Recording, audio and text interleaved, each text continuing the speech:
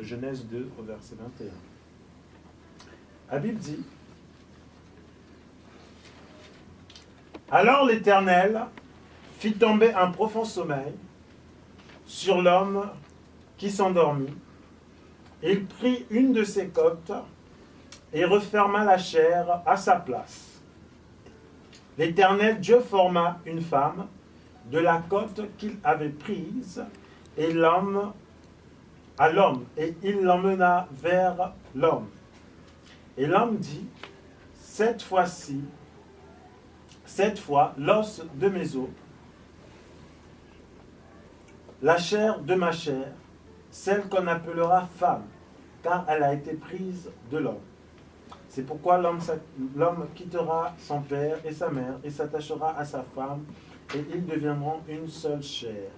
L'homme et sa femme étaient tous les deux nus et n'en avaient pas honte. Amen. Ce passage que nous venons de lire dans le livre de Genèse, au 2e chapitre, donc à partir du verset 21, nous le connaissons tous, n'est-ce pas? Nous savons que Dieu, pendant que l'homme travaillait, pendant que l'homme était affairé à nommer les animaux, Dieu vit que il n'était pas bon que l'homme soit seul, et il a fait dormir l'homme dans un profond sommeil, et il a pris une côte de l'homme, et à partir de cette côte, il a formé la femme.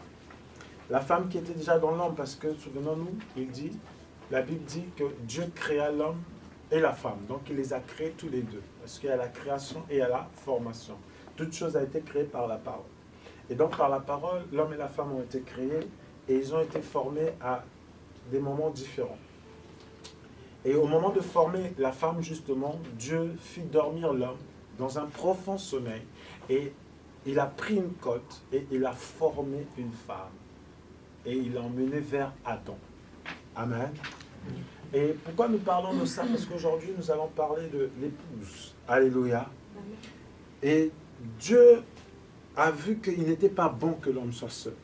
Et il lui a fait une aide semblable.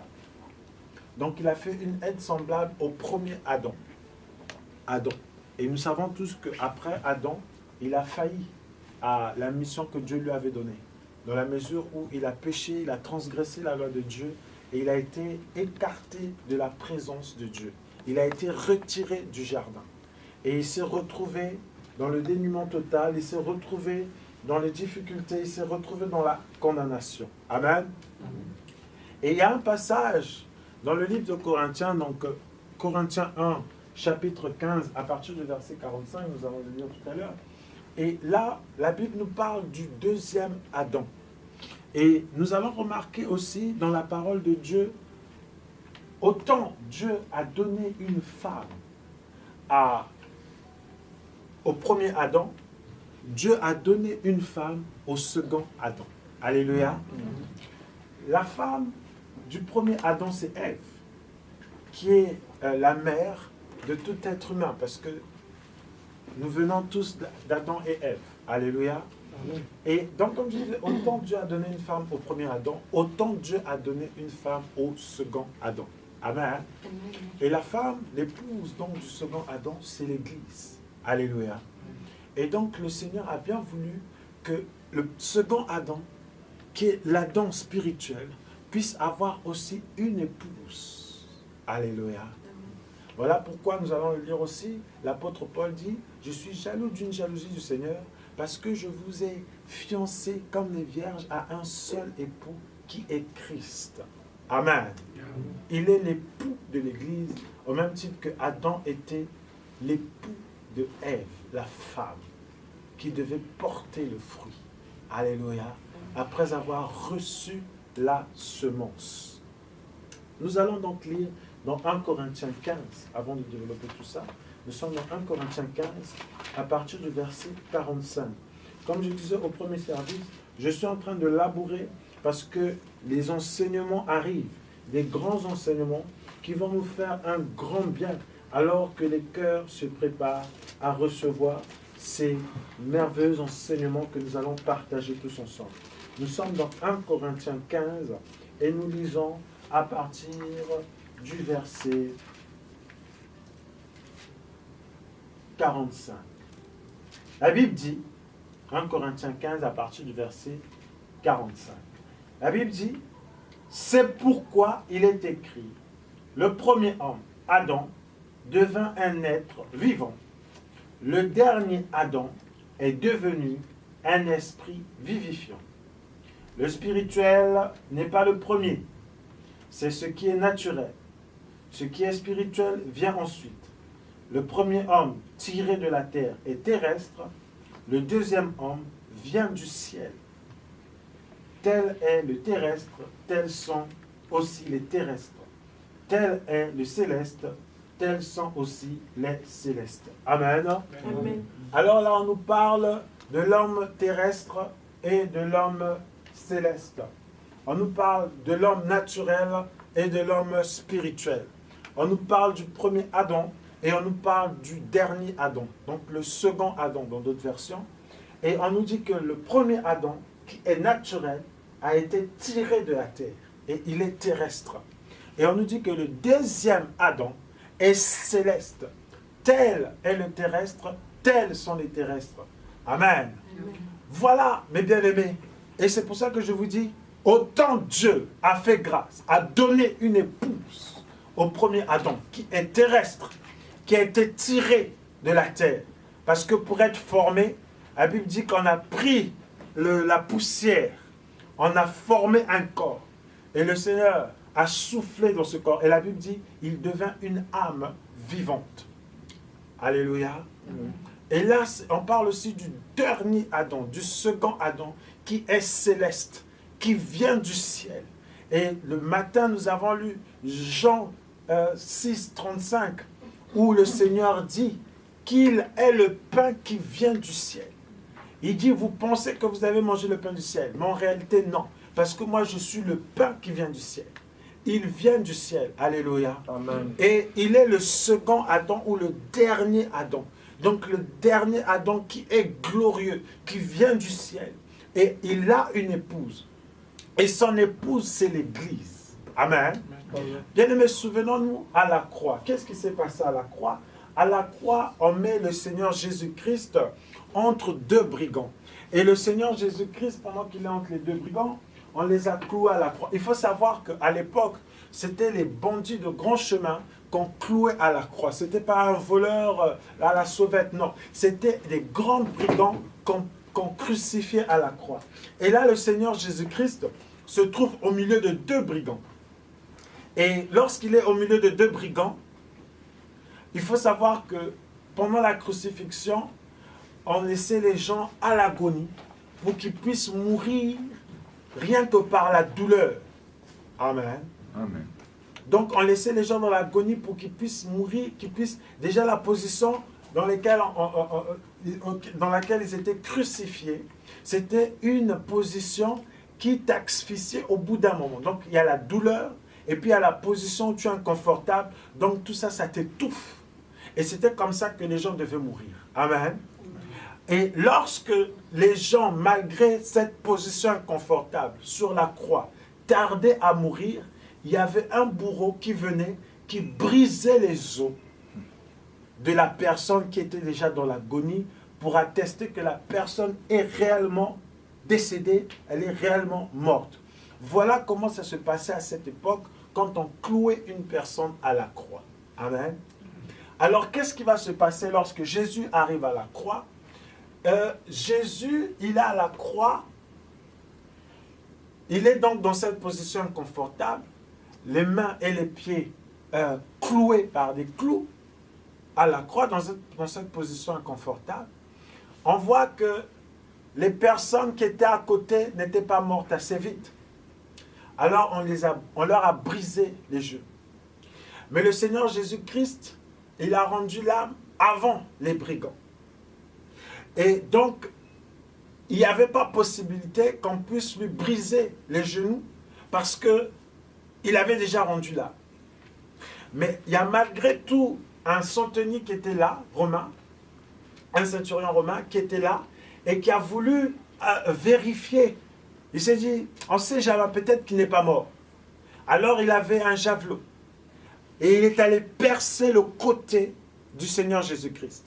Et quand il a percé le côté du Seigneur Jésus-Christ, on a vu qu'il y a eu l'eau et le sang qui ont coulé à partir de son côté. Amen.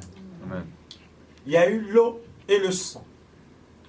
Alors, à partir de ce moment-là, qu'est-ce qui s'est passé? Ils ont attesté qu'il était réellement mort. Or, nous savons, mes bien-aimés, que nous qui sommes chrétiens, nous qui sommes croyants, nous qui constituons l'Assemblée des saints, la Bible dit que nous avons été rachetés au prix de son sang. Et la Bible dit encore autre part que ce sang, c'est le symbole de notre alliance. Amen. Alléluia. Donc, si la mort n'est pas constatée, n'est pas attestée, il n'y a aucun salut. Parce que pour qu'il y ait salut, il faut qu'il y ait la mort de celui qui est venu pour porter les péchés du monde. Alléluia. Amen. Et la façon dont la mort du Seigneur a été attestée à la croix, c'est quand ce Romain est venu percer le côté du Seigneur Jésus-Christ. C'est là où la mort du Seigneur a été attestée. Or, ce n'est pas le cœur qui a été percé, ce n'est pas le visage qui a été percé pour attester la mort, mais c'est le côté qui a été attesté. Alléluia. Or, rappelons-nous dans ce que nous venons de lire, Dieu a fait dormir un profond sommeil. Adam, alléluia. Avant que Ève ne vienne, il a fallu que Adam soit endormi. Amen. Amen. Avant que Ève ne soit formée, il a fallu que Adam soit endormi. Et avant que l'Église ne soit formée, il a fallu que le Seigneur, la mort du Seigneur soit attestée. Et tout est attesté par le côté. Alléluia. Amen. Et donc, l'épouse est sortie, l'épouse du premier Adam est sortie par le côté lorsque Adam a été endormi. Donc mort, parce que, vous savez, lorsque le Seigneur parle de mort et parle de dormir, c'est à peu près la même chose. Lorsqu'on est venu appeler le Seigneur Jésus-Christ pour dire « Ton ami Lazare est mort », il a dit à ses disciples « Non, il n'est pas mort, il dort. » Et après, il a expliqué « Mais en fait, il est mort. » Amen. Amen. Donc la mort est souvent l'image, plutôt l'endormissement est souvent l'image de la mort. Alléluia. Amen. Donc la mort, le sommeil d'Adam, en fait, Adam était mort. Dieu a tué Adam pour que Ève soit formée. Alléluia. Amen. Tout comme Alléluia. Christ est mort pour que l'Église soit formée. Donc pour le premier Adam, on a donné Ève. Pour le second Adam, le dernier Adam, Adam qui n'a pas été tiré de la terre, mais qui est céleste, on a donné l'épouse. Amen. Amen. Alléluia. Donc chaque Adam a son épouse. Le premier Adam, son épouse c'est Ève, et de Ève est sorti tous les humains. Et le deuxième Adam, le second Adam, le dernier Adam, l'Adam qui n'a pas été tiré de la terre, comme on a lu dans 1 Corinthiens à partir du verset 15, et plutôt 1 Corinthiens 15 à partir du verset 45. Le second Adam est céleste, et le second Adam, son épouse, c'est l'Église. Alléluia. Amen. Et elle est sortie du côté. Voilà pourquoi la Bible dit, mais à ceux qui l'ont reçu, il a donné le pouvoir de devenir enfants de Dieu, lesquels ne sont plus nés selon la volonté de la chair et du sang, mais d'eau et d'esprit. Or, nous voyons que l'eau est sortie. Alléluia. Amen. L'eau, c'est l'image de la parole. C'est aussi l'image du baptême. Et le sang, c'est l'image du rachat. Parce que nous avons été rachetés au prix de son sang. Yes.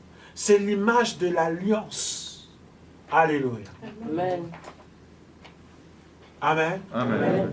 Et donc là, l'épouse, l'Église a été formée. Et l'Église s'est manifestée le jour de la Pentecôte, que nous voyons dans le livre des Actes. Alléluia. Amen. Pourquoi nous parlons de l'épouse? Souvenons-nous, mes bien-aimés frères et sœurs, la Bible, dans le livre d'Éphésiens, nous dit que Christ se représente son Église grande et glorieuse. Le Seigneur Seigneur veut que son Église soit grande et glorieuse, sans ride, sans tache, ni rien de semblable. C'est-à-dire que l'Église doit refléter l'image de son époux. Alléluia. Amen. Amen. Parce que notre époux, il est sans ride, sans tache, ni rien de semblable. La Bible déclare que lorsqu'on a apporté Jésus-Christ devant Ponce Pilate, il a vu que Jésus-Christ n'avait aucun défaut. Il dit, mais je ne vois aucune faute en lui. Cet homme, vous l'accusez pour rien. Je ne vois aucune faute en lui. Alléluia. Amen. Ça, c'est son défaut. Alléluia. Sans tache, ni rien de semblable. Et le Seigneur se représente son Église grande et glorieuse. Nous allons lire ce passage dans le livre d'Éphésiens, au chapitre 5.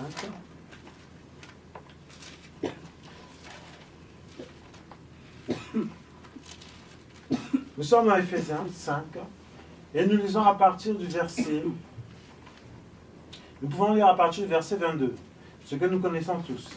Femmes, soyez soumises chacune à votre mari, comme au Seigneur, car le mari est le chef de la femme, comme le Christ est le chef de l'Église, qui est son corps, dont il est le sauveur. Comme l'Église se soumet au Christ, que les femmes se soumettent en tout, chacune à son mari. Mari, aimez chacun votre femme, comme le Christ a aimé l'Église et s'est livré lui-même pour elle, afin de la sanctifier, après l'avoir purifiée par l'eau et la parole, pour faire paraître devant lui cette Église glorieuse, sans tache, ni ride, ni rien de semblable, mais sainte et sans défaut. Alléluia. Amen. Mais sainte et sans défaut. Amen. Amen. Alors, il purifie comment? Il purifie par l'eau et la parole. Voilà pourquoi ce matin, au premier service, nous avons parlé du pain de vie. Le pain qui vient du ciel. Alléluia. Amen. On a dit, qui parmi vous, lorsque son fils, quel est le père parmi vous, lorsque son fils lui demande le pain, il donne la pierre. Alléluia. Amen. En réalité, lorsque l'enfant demande le pain, le père donne le pain. Alléluia. Parce que le pain qui est Christ, lorsque tu le manges, comme il a dit, tu n'as plus jamais faim. Et lorsque tu viens à lui, tu n'as plus jamais soif. Donc le Seigneur lave son Église par l'eau et la parole pour se représenter cette Église sans ride, sans tache, sans défaut, ni rien de semblable. Dans l'Église, le Seigneur, qui est l'époux de l'Église, veut que son Église soit sans défaut, que son Église soit grande et glorieuse. Mais lorsque nous parlons de grande et glorieuse, nous ne parlons pas de grand et glorieux selon le monde. Alléluia. Parce que selon le monde, grand, ça peut vouloir dire tout et n'importe quoi. Amen. Or, le Seigneur a dit, quand ses disciples se disputaient, il voulait savoir qui était le plus grand. Il a dit, le plus grand, c'est celui qui sert les autres. Alléluia. Amen. Donc, grand pour le Seigneur, ça n'a rien à voir avec la connotation que les gens du monde peuvent donner au mot grand. Glorieux pour le Seigneur, ça n'a rien à voir par rapport à ce que les gens peuvent donner comme connotation à ce mot. Or, il se représente cette Église grande et glorieuse, qu'elle n'ait ni ride, ni tache, et qu'elle soit sans défaut. Or, pour être sans défaut, mes bien-aimés, c'est la parole qui purifie et qui rend sans défaut. Et une parole authentique, une parole véritable. Amen. Amen. Amen. Et quand je vois cela, je me dis alors qu'il y a des paroles ou qu'il y a des enseignements qui couvrent les gens de défauts, de taches et de rides. C'est-à-dire qui avilient. Alléluia. Et qui défend. Or, ce que le Seigneur veut, mes bien-aimés, c'est que son Église soit sans ride. Son Église soit sans tache. Alléluia. Amen. Que cette Église soit dans l'attente. Parce que vous savez, lorsque, dans la culture sémitique, dans cette culture dans laquelle le Seigneur est arrivé, dans cette culture, lorsque un homme était fiancé à une femme, cette femme était préparée. On l'a prêtée, c'est-à-dire on On l'a préparée pour le grand jour, c'est-à-dire le jour des noces. Amen. Amen. On l'a préparée pour le jour des noces. Donc elle était maquillée, elle était choyée, elle était pouponnée, elle était préparée pour ce grand jour. Et on l'a surveillée. On l'a prêtée parce que c'est déjà une femme réservée, une promise. Parce que les fiançailles, c'était presque la période prénuptiale. Alléluia. C'était pas comme aujourd'hui, on dit là, les fiançailles peuvent se rompre. Non. Selon cette culture, les fiançailles, c'était déjà quelque chose de scellé. C'était une période prénuptiale. Même si on voit que Joseph a voulu répudier Marie, mais c'était dans un cas bien précis et bien particulier. Parce que c'était que dans ce cas où on pouvait répudier. Amen. Amen. Et donc, on préparait.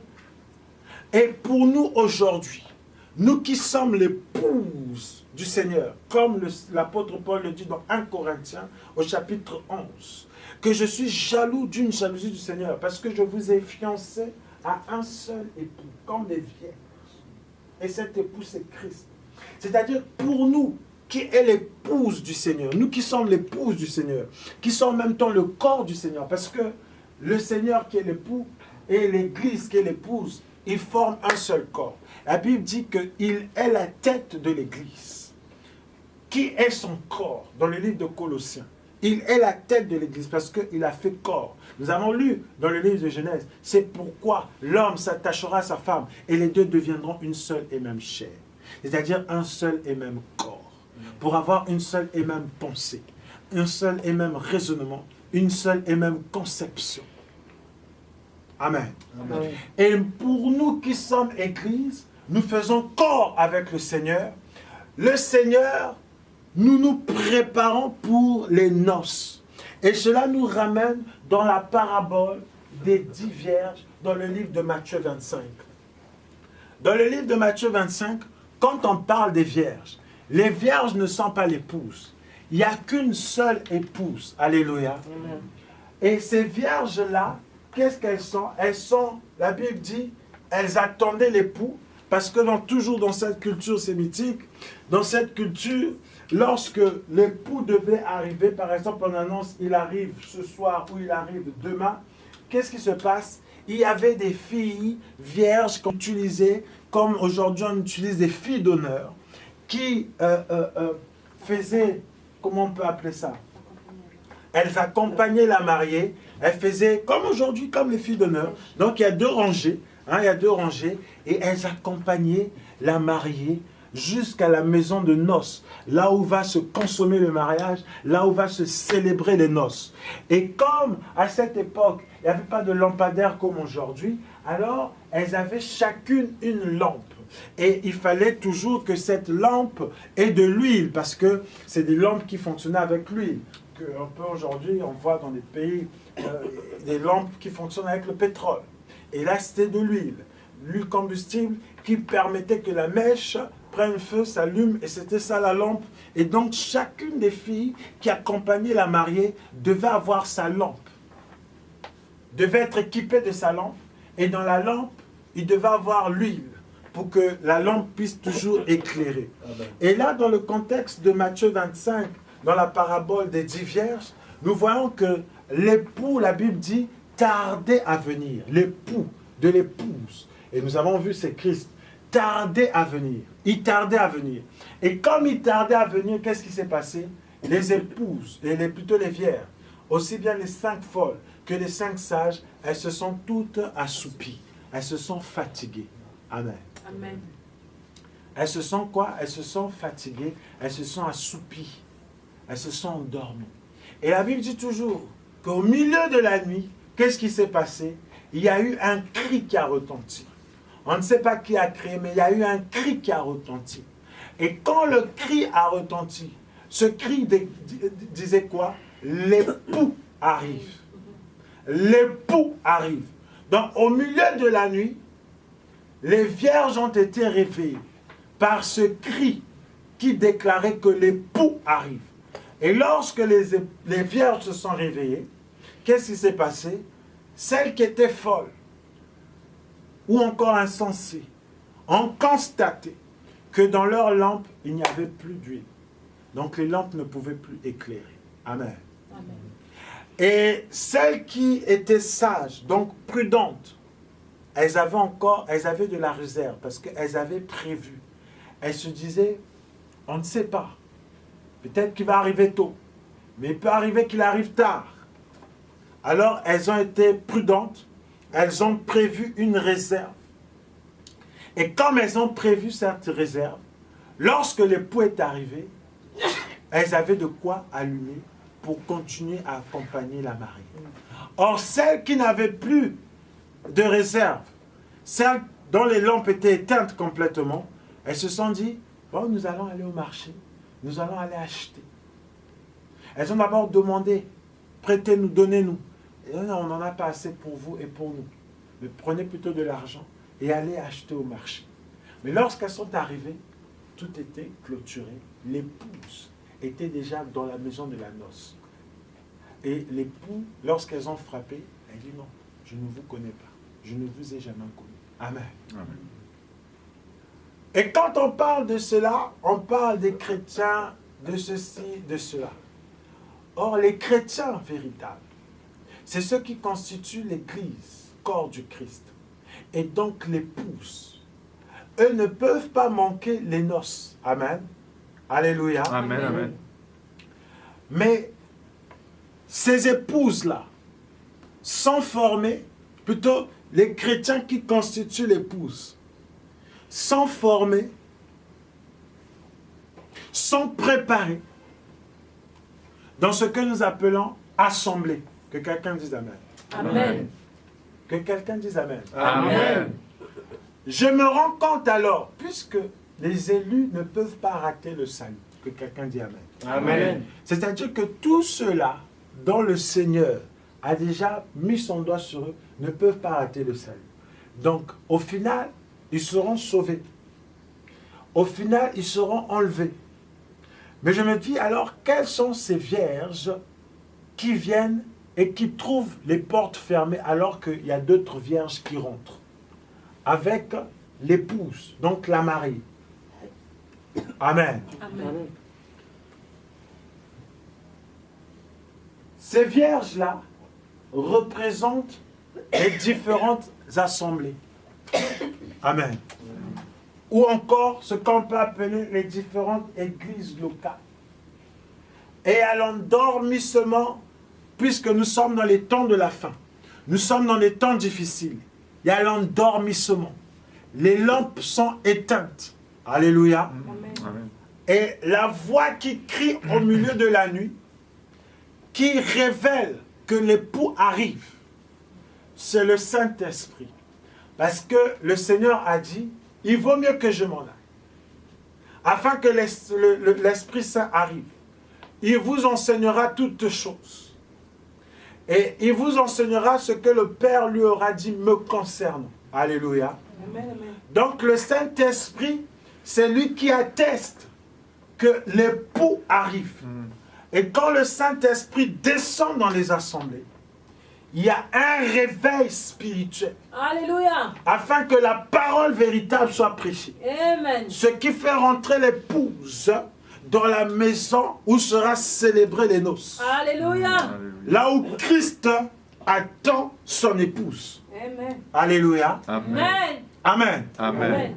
Or, il y a des assemblées, mes bien-aimés, qui se sont fourvoyées. Pourquoi? Parce qu'il n'y a pas eu la réserve de l'Éternel, il n'y a pas eu la parole. Or, la Bible déclare dans le livre de Psaumes que ta parole est une lampe à mes pieds. Elle m'éclaire. Elle donne l'intelligence aux simples. Alléluia. Amen. La révélation de ta parole nous éclaire. Les révélations de ta parole nous éclairent et elle donne de l'intelligence aux simples. Alléluia. Donc la révélation de la parole est une lampe qui Alléluia. ne s'est pas éteinte, mais qui est éclairée. Alléluia. Or, pour avoir la révélation, il faut que le Saint-Esprit, alléluia, vienne fusionner avec la parole. Alléluia. Et qu'il y ait une révélation qui puisse accompagner l'épouse jusqu'à la maison, là où sera célébrée les noces. Or, il y a des assemblées ou encore des églises locales. Amen, amen, amen, amen, amen. Amen. Oh, merci, Seigneur. C'est pour cela ceux qui étaient là ce matin Alléluia. se retrouvent. Alléluia. Amen. En réalité, c'est le même message annoncé différemment. Amen. Amen. Elles sont allées au marché pour acheter l'huile. Or, l'huile ne se vend pas au marché. Alléluia. La révélation ne se vend pas au marché. Alléluia. Amen. La révélation, ou on l'a, ou on l'a pas. Parce que c'est Dieu qui la donne. Yes. Amen. Alléluia. Amen. Et ils ont dit, bon, nous allons au marché acheter l'huile pour éclairer les lampes. Et c'est pour cela que lorsqu'elles sont venues, bien que les lampes étaient éclairées par une huile achetée au marché, ils sont venus frapper à la porte. C'était trop tard. Il a dit, je ne vous ai pas connu. Alors que elles aussi, elles ont pu finalement rallumer leurs lampes. Alléluia. Amen. Mais ce n'était pas avec une réserve que Dieu a donnée. C'était avec une réserve achetée au marché. Et la porte leur était fermée. Je ne vous ai jamais connu. Alléluia. Amen. Voilà pourquoi on doit être accompagné dans une assemblée où le Saint-Esprit demeure, où le Saint-Esprit révèle. Alléluia. Pas les assemblées qui vont Alléluia. acheter l'onction au marché, Alléluia. c'est-à-dire dans le monde. C'est-à-dire les assemblées qui enseignent les rudiments du monde, la sagesse humaine. Or, nous avons lu toujours dans le livre de Corinthiens, où l'apôtre Paul a dit, je vous ai prêché l'évangile avec la puissance et la démonstration de la puissance de Dieu, afin que votre foi ne soit pas fondée sur la sagesse humaine, la sagesse des hommes. Alléluia. Amen. Bien-aimés, nous sommes dans un temps où Dieu lui-même, comme nous avons lu ce matin dans Amos 8, 11, où il dit, j'enverrai la disette. Mais ça ne sera pas une disette du pain et de l'eau, mais une disette d'entendre la parole de l'Éternel. C'est-à-dire qu'elle deviendra rare. Tu vas fouiller dans plusieurs assemblées, elles n'ont pas la réserve et elles sont allées au marché pour acheter l'huile qui va éclairer les lampes. C'est-à-dire elles sont allées dans le monde pour chercher une sagesse, pour chercher quelque chose qui va dissuader. Il dit, je ne suis pas venu avec vous par des discours persuasifs pour que votre foi soit fondée sur la sagesse humaine. Mais je suis venu avec la démonstration de la puissance de Dieu. Alléluia. Et ça, c'est l'Esprit de Dieu qui fait cela. Amen. Amen. Et c'est pour cela que nous voyons aujourd'hui la véritable parole a été remplacée par la pierre, c'est-à-dire un enseignement qui ne produit pas la foi, mais un enseignement qui aiguise l'ego de l'homme, un enseignement qui rend l'homme autonome, indépendant vis-à-vis de Dieu. Parce que la foi te rend dépendant de Dieu. Alléluia. La foi te rend comme un vieillard qui a besoin d'une canne pour marcher. Et cette canne, c'est la foi. Alléluia.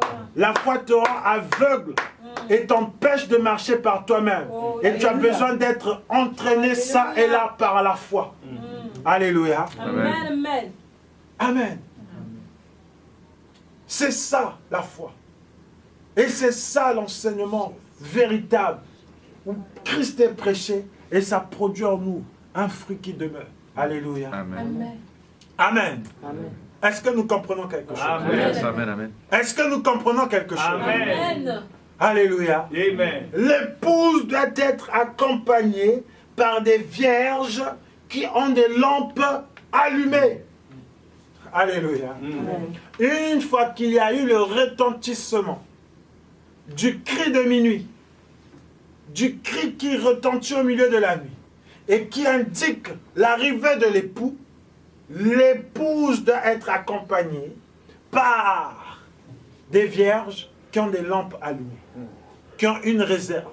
Alléluia. Amen. Malheur à ceux qui se font accompagner par des vierges folles, c'est-à-dire des assemblées où l'Esprit de Dieu n'y est pas et la sagesse humaine a remplacé la puissance de Dieu. C'est le sophisme qui est prêché. Alléluia. Amen. C'est la rhétorique, c'est des proverbes, c'est des fables habilement conçues, des phrases toutes faites, aussi belles soient-elles, ça ne produit pas la vie.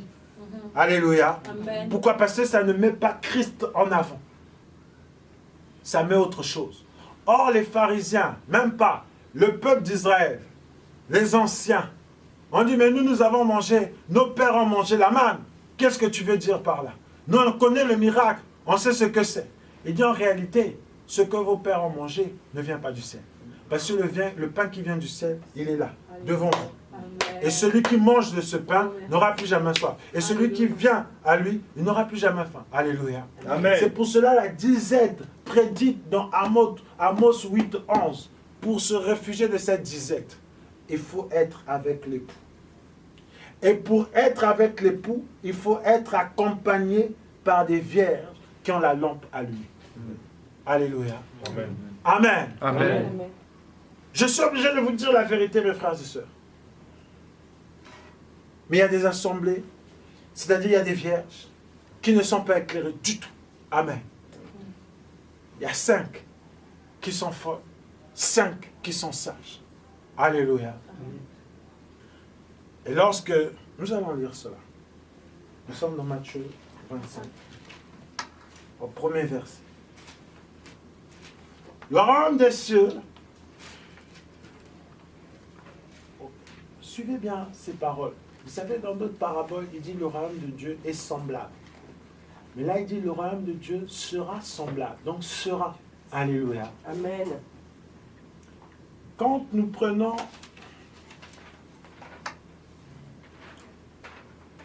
Alors, le royaume des cieux sera semblable à 10 vierges qui prirent leur lampe pour aller à la rencontre de l'époux. 5 d'entre elles étaient folles et 5 sages. Les folles, en prenant leur lampe, ne prirent pas d'huile avec elles. Elles n'avaient pas pris d'huile. Mais les sages prirent avec leur lampe de l'huile dans des vases. Comme l'époux tardait, toutes s'assoupirent et s'endormirent. Alléluia. On a parlé de mort qui est similaire à l'endormissement. L'endormissement qui est similaire à la mort. Et là, l'époux tardait à venir. Elles se sont assoupies et elles se sont endormies. Donc on peut dire qu'il y a eu comme la mort. Alléluia. L'assoupissement a précédé la mort. Il y a eu la mort. Au milieu de la nuit, il y eut un cri. Voici l'époux. Sortez à sa rencontre. Donc c'est ça ce qu'indiquait le cri. Voici l'époux. Sortez à sa rencontre. Les folles dirent aux sages, donnez-nous de votre huile, car nos lampes s'éteignent. Les sages répondirent, non, il n'y en aura pas assez pour nous et pour vous. Allez plutôt chez ceux qui en vendent et achetez-en pour vous. Pendant qu'elles allaient en acheter, l'époux arriva. Elles qui étaient prêtes entrèrent avec lui au festin de noces, et la porte fut fermée. Plus tard, les autres vierges arrivèrent aussi et dirent, Seigneur, Seigneur, ouvre-nous. Mais il répondit, en vérité, je vous le dis, je ne vous connais pas. Veillez donc, puisque vous ne savez ni le jour, ni l'heure. Ça, c'est le Seigneur lui-même qui leur donne cette parabole. Alléluia. Amen. Vous ne connaissez pas le jour où viendra l'époux. Donc, les assemblées doivent veiller. Alléluia. Amen.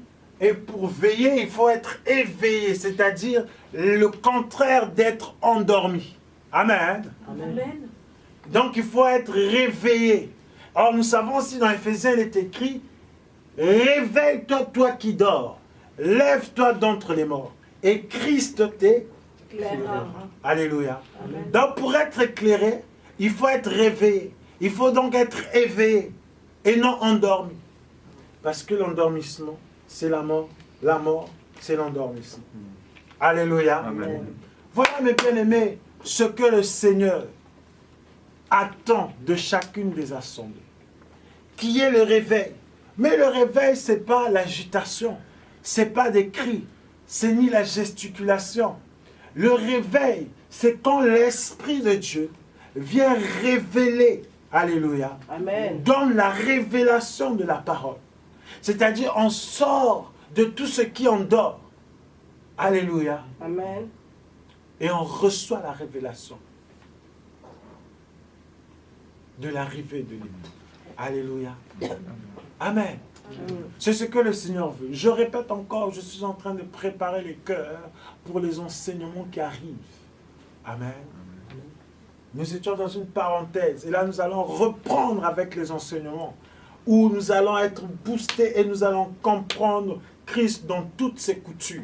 Alléluia. Amen. Dans les cœurs sans labourer. Alléluia. Amen. Voilà ce que le Seigneur déclare. Il dit, le royaume des cieux sera semblable.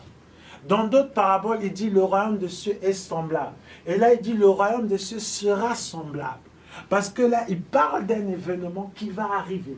Il parle d'un événement qui est encore futur quand il l'annonce. Donc, il prédit quelque chose. Le royaume de Dieu. Alléluia. Amen. Amen. Quand il parle des autres paraboles, il dit, le royaume de Dieu est semblable. Et là, il dit, le royaume de Dieu sera semblable.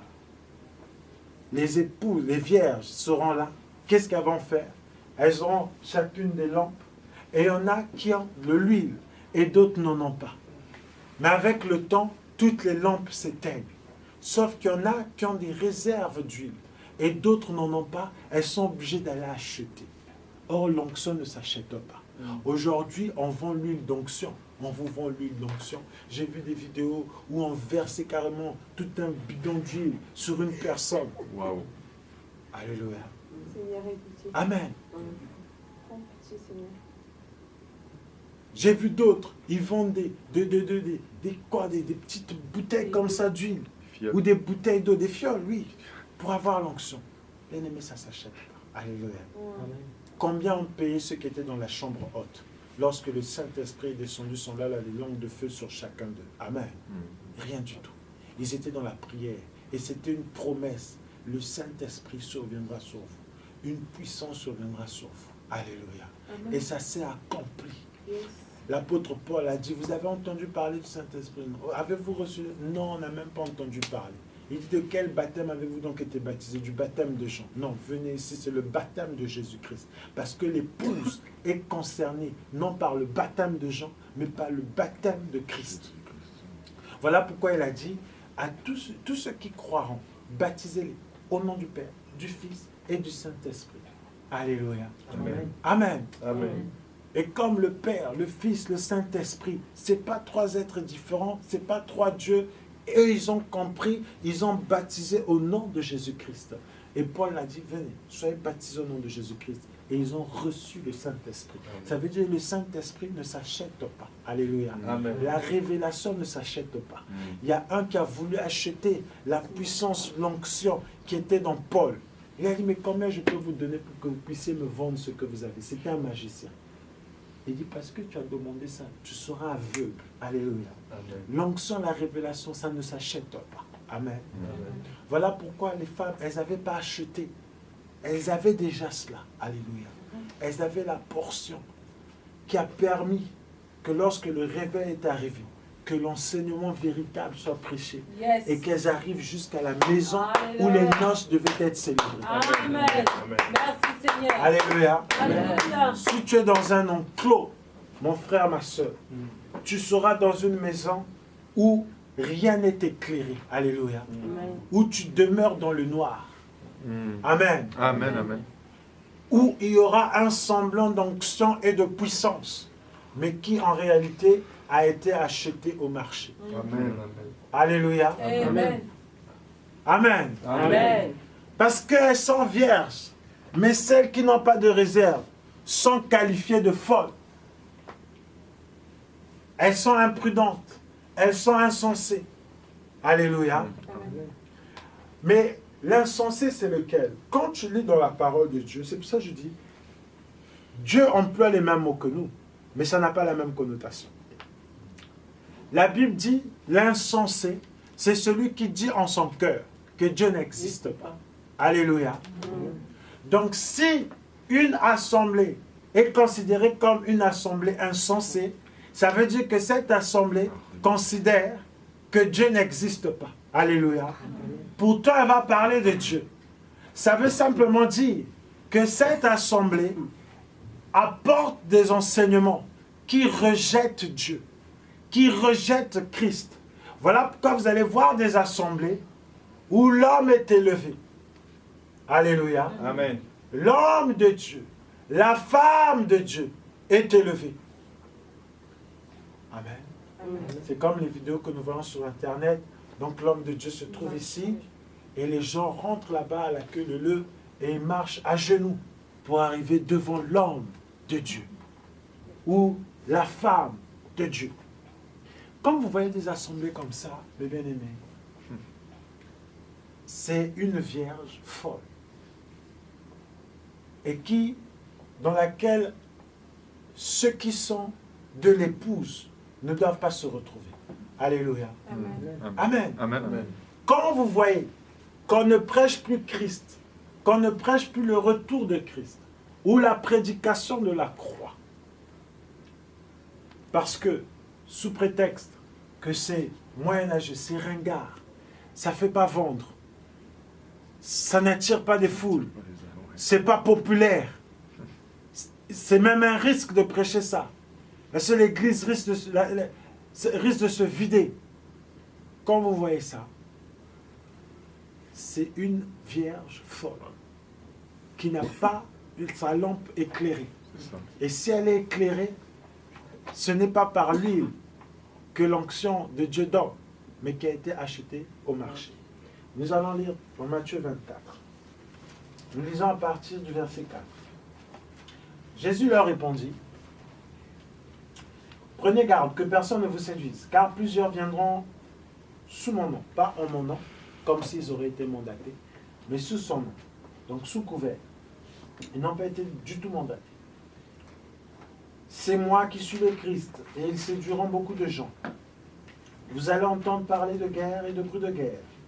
Gardez-vous de vous alarmer, car cela doit arriver. Mais ce ne sera pas encore la fin. Une nation s'élèvera contre une nation, un royaume contre un royaume, et il y aura par endroits des famines et des tremblements de terre. Tout cela ne sera que le commencement des douleurs. Alors on vous livrera au tourment et on vous fera mourir. Et vous serez haïs de toutes les nations à cause de mon nom. Et ce sera pour beaucoup une occasion de chute. Ils se trahiront, se haïront les uns les autres.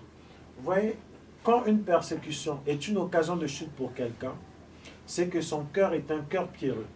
Pourquoi? Parce qu'il a l'habitude de manger de la pierre et non du pain. Pourquoi? Parce qu'il est en face des pères, des soi-disant pères spirituels, qui ont succombé à la tentation à laquelle le Seigneur n'avait pas succombé. Si tu es fils de Dieu, transforme ces pierres en pain. Donc transforme cet enseignement erroné en véritable parole. Et le Seigneur a dit non. Car il est écrit que l'homme ne sera pas de pain seulement, mais de toute parole qui sort de la bouche de Dieu. Alléluia. Amen. Et nous avons vu dans la parabole du semeur que les terres pierreuses sont ceux-là qui reçoivent la parole avec joie. Mais lorsqu'une persécution, une tribulation, à cause de la parole, survient, ils y trouvent une occasion de chute.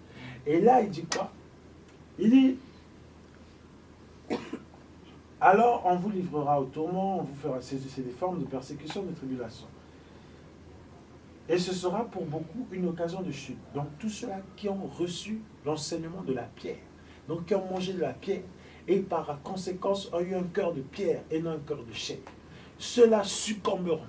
Alléluia. C'est à ce moment-là que tu vois ceux qui ont mangé le pain et ceux qui ont mangé la pierre. Amen. Amen. Ils se trouveront donc une occasion de chute, beaucoup. Et en raison du progrès de l'iniquité, l'amour du plus grand nombre refroidira. Encore, ceux-là qui ont mangé de la pierre, leur amour refroidit. Alléluia. Refroidiront. Mais celui qui persévérera jusqu'à la fin sera sauvé. Cette bonne nouvelle du royaume sera prêchée dans le monde entier pour servir de témoignage à toutes les nations. Alors viendra la fin. Amen. Amen. le Seigneur appelle tout ce qu'il décrit là, cette bonne nouvelle. Alléluia. Amen. Aujourd'hui, pour beaucoup, la bonne nouvelle, c'est voici les principes pour devenir riche. Voici les différentes clés pour l'épanouissement. Voici, et combien de ceux qui accourent vers ces enseignements. Alléluia. Qui regardent ces vidéos sur Internet. Or, ce que le Seigneur Jésus-Christ lui-même appelle bonne nouvelle, qui sera prêchée, après quoi viendra la fin, c'est cette mise en garde. Amen. Amen. Donc, ça veut dire, les assemblées où il n'y a pas de mise en garde, où ce n'est pas prêché, c'est négligé, c'est relégué. Dit, ah, comme la Bible dont Pierre dit, les païens se moquent. Dit, mais votre Dieu, depuis qu'il a dit, Jésus revient, il ne reviendra pas. Et l'apôtre Pierre révèle que ce n'est pas qu'il ne reviendra pas. Il use de patience pour que tous ceux qui sont sauvés, qui sont censés être sauvés, rentrent dans la bergerie. Après quoi il viendra. Parce qu'il dit, devant le Seigneur, un jour est comme 1000 ans, 1000 ans comme un jour. Amen. Amen. Donc ce n'est pas que le Seigneur tarde à venir, mais il use de patience. Et en usant de patience, les moqueurs se moquent.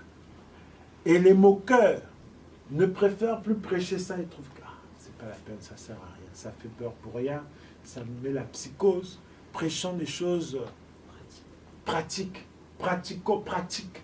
Amen. Comme ça, tu sauras comment gérer le quotidien. Voilà, c'est pratique. Tu es surendetté, on t'enseigne comment sortir de la foire d'empoigne. C'est pratique. Voilà.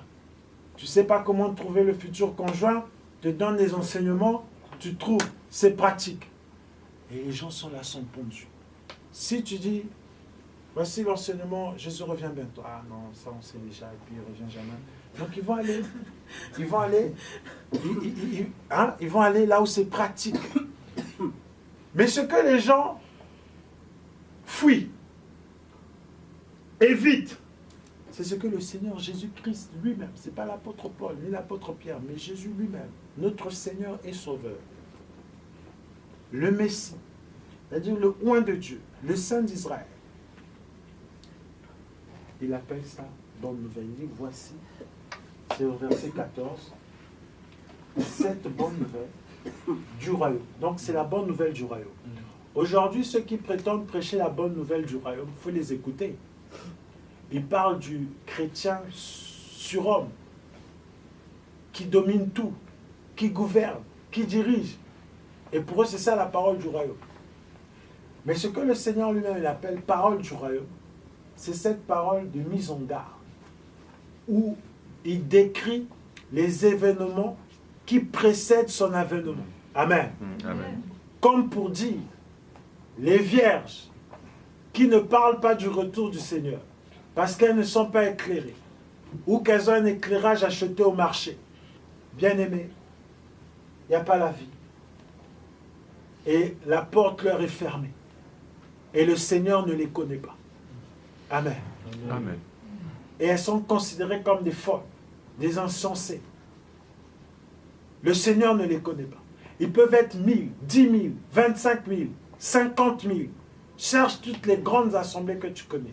Grandes par rapport à l'effectif numérique. Si il n'y a pas de mise en garde, si Christ n'est pas mis en avant, si Christ n'est pas prêché en esprit et en vérité, c'est des folles, c'est des insensés. La porte leur est fermée et le Seigneur ne les connaît pas. Mais il dit, au verset 14 de Matthieu 24, cette bonne nouvelle du royaume sera prêchée dans le monde entier. Donc, ça, cette mise en garde, le Seigneur appelle ça bonne nouvelle du royaume. Et il attend que celle-ci soit prêchée dans le monde entier, après quoi viendra la fin. Amen. Amen. Maintenant, nous sommes assez sages, assez matures pour regarder autour de nous combien ont délaissé cette parole et combien demeurent dans cette parole que le Seigneur lui-même qualifie de bonne nouvelle du royaume. Amen. Amen. Amen. Nous sommes assez grands, nous sommes assez sages, assez matures pour regarder autour de nous combien d'assemblées ont délaissé, combien ont demeuré dans cette parole que le Seigneur lui-même appelle la bonne nouvelle du royaume. Et il attend que celle-ci soit prêchée dans le monde entier. Alléluia. Amen. Ce matin, j'ai fait mon témoignage, comment j'ai accepté le Seigneur. Vous savez, j'ai accepté le Seigneur avec ce type d'enseignement de mise en garde. Alléluia. Amen. Ça m'a tellement bousculé, tellement choqué quand j'ai entendu cette parole. Choqué dans le sens où je me suis rendu compte du péché. En fait, lorsque la véritable parole est prêchée, elle te fait rendre compte de ta vie de péché. Alléluia. Une parole qui te caresse dans le sens du poil. Comme un certain monsieur qui a dit, mais moi, je n'avais pas besoin du Seigneur en réalité, parce que j'étais bien dans ma vie, il me manquait de rien. En fait, je suis venu comme ça, parce qu'il fallait un moment que je vienne au Seigneur. C'est parce qu'il n'a pas eu la grâce de rencontrer cette parole qu'il a fait rendre compte de son état de péché. Alléluia. Amen. Amen. Or, la parole de Dieu t'interpelle. Parce que lorsque, rempli du Saint-Esprit, l'apôtre Pierre a prêché, ceux qui pensaient déjà être avec Dieu, ceux qui pensaient être proches de Dieu, ce n'étaient pas des gens incirconcis, ce n'étaient pas des gens loin de Dieu, non, c'était des gens qui pensaient être avec Dieu, sont venus voir Pierre, lui dit, homme frère, que devons-nous faire? Parce que ce qu'ils ont entendu Pierre prêcher, ça les a dépassés, ça les a bouleversés, et ils se sont rendus compte qu'ils étaient loin de Dieu, qu'ils étaient dans le péché, qu'ils étaient nus alors qu'ils pensaient être habillés, qu'ils étaient aveugles alors qu'ils pensaient voir, qu'ils étaient pauvres alors qu'ils pensaient être riches. Comme l'église de Laodicée. Alléluia. Amen. Qui se retrouvait dans une distraction indescriptible. Et le Seigneur leur a dit, vous pensez être riches, mais c'est alors que vous êtes pauvres. Vous pensez être vêtus, mais c'est alors que vous êtes nus. Aveugles, venez prendre du collyre pour vos yeux. Alléluia. Et c'est ça, lorsque l'apôtre Pierre a prêché la conversion, parce que la Bible dit 3000 personnes, plus de 3000 personnes se sont converties. Pas 3000 personnes qui ont confessé, j'accepte le Seigneur Jésus comme Seigneur et Sauveur dans ma vie. Non, convertis. Donc il y a eu une transformation. Parce que pour qu'il y ait la conversion, il faut déjà que tu te rendes compte de ton état, qui tu es.